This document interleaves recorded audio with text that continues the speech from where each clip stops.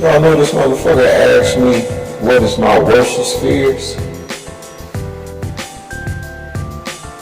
And you know, I thought this was a regular conversation. This is my ex I was talking to. She's my ex now, of course. I told her ass everything. I said I'll never be broke again, right? I said I ain't never going to the motherfucking plasma center ever motherfucking again. I'm gonna make sure of that shit.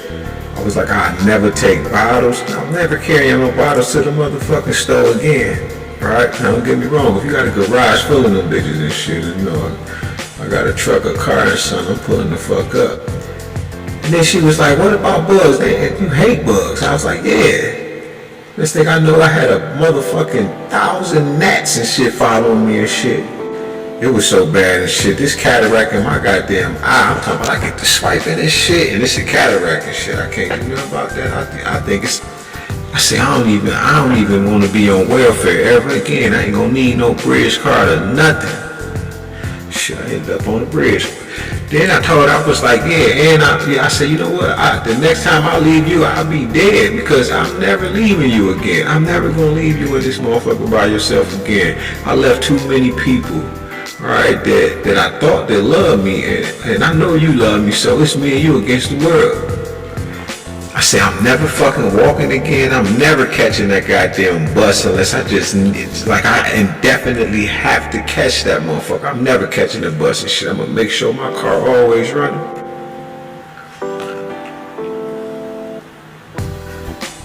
I'm like, I'll never leave my grandkids. Like, man, I'm feeling awesome and shit. Me, Nas, Zalia, Viney, you feel what I'm saying? I'm feeling awesome. Now I got another grandson, but I was like, man, I've been waiting on this all my life. You know what I'm trying to tell you? And I smoked weed for 2 years out of the 7 years that I've been inside what we call hermit mode. Yeah, I've been in hermit mode about 7 years. 3 years and a half of that was in the penitentiary. Then I worked for about a year. That's when I had all of those jobs. I had about 20 jobs. I ain't gonna put 20 on it. I used to say 23, 25 jobs. I took it down to 20. I'm gonna take it down some more shit. I'm gonna say about 19 jobs in about a year. I'm talking about, I said I'm never ever gonna struggle, be homeless again ever in my motherfucking life. I'm never ever going to be homeless again. I'm gonna make sure. You know, I've been waiting to be on the level that I am on. Not now, but I'm talking about, well, spiritually and physically, you know. But I was like, I'm never ever looking back. I'm never ever having another drink a day in my life. There's nothing in this world that was going to make me drink again. And I haven't had a drink. And I'm never drinking. You can't give me $1 million right now,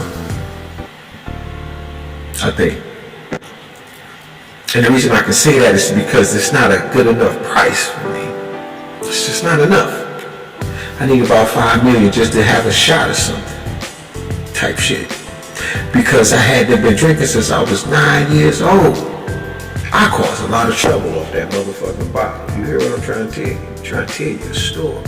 I was like real indecisive when it came to smoking weed, though I said I'd never smoke again. Now I don't smoke at all. Like, I just was like, fuck it, I'm tired of this shit, right? And then my heavenly mother, she don't like me smoking. Papa wasn't tripping, but my mind, the very breath, she was like, nigga, then I said, put the motherfucking weed down. Do y'all know everything I just told you? My ex literally erased the drinking, erased shit, that's it. Everything else I have named in the courts, right? Big shout out to Judge Deborah Ford, because she helped me. When I spoke to this woman, she said, you know, you're the kind of man that I can hear you.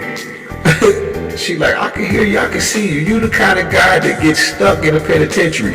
I'm gonna help give you your life back because you're a little different. All right, gave her much respect.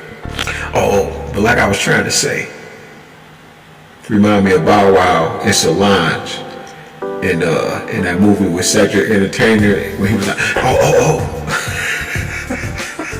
That's my favorite part of that movie.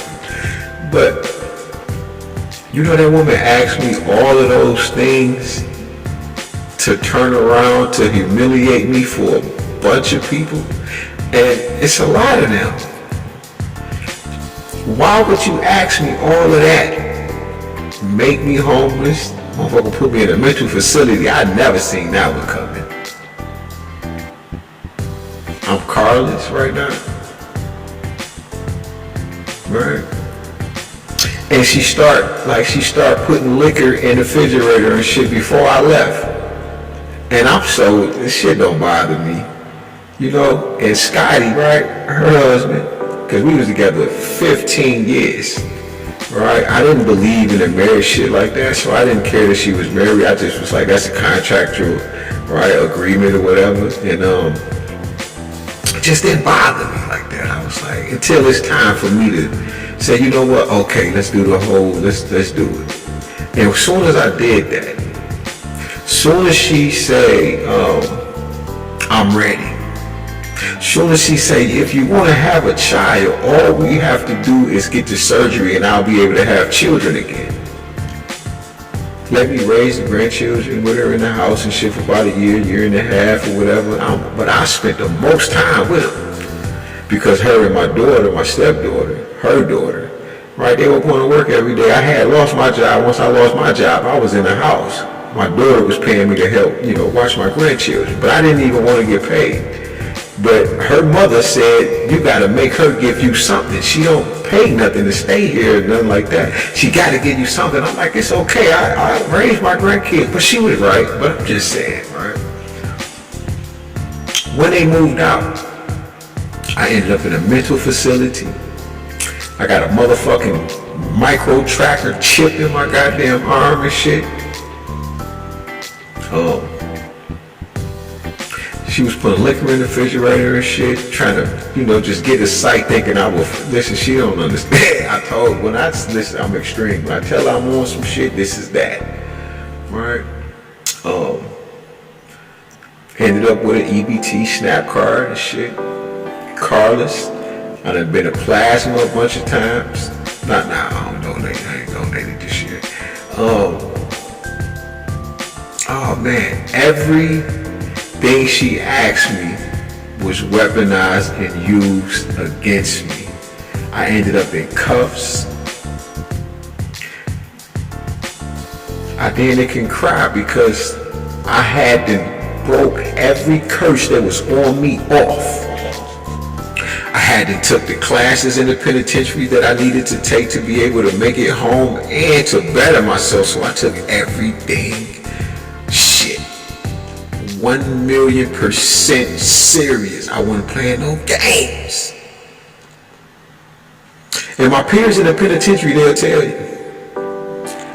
You probably gotta, they're gonna tell you like, man, we gotta punch that dude or do something to him to make him react, because he ain't gonna do nothing.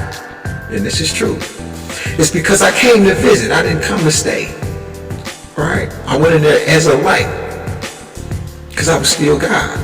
Like my sister said when she came over here and she said she never came over here. This is a lie. I just realized that. She said she ain't never come over here. She called or some shit.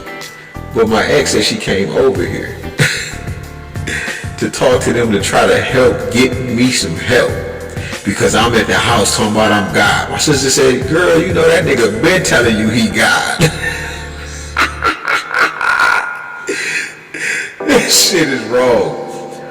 Y'all be very careful out there. I was with this woman 15 years. As soon as the opportunity arose for an opportunist to do such a thing, like put me in a mental facility, talk about a life insurance policy to me that I know nothing about, and try to have me killed.